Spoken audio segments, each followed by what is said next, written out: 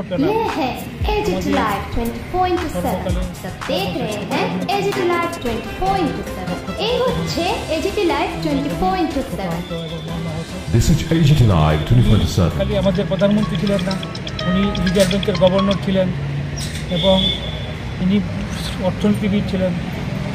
আমি এখন বিশেষ কিছু বলতে পারছি না, খুবই শোকাহত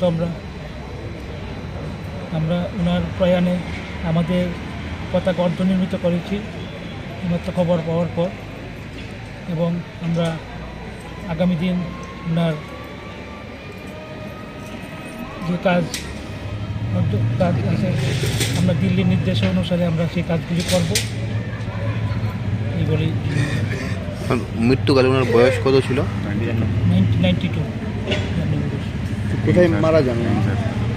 উনি শ্বাসকষ্টজনিত এইমস হাসপাতালে, দিল্লির এইমস হাসপাতালে মারা যান।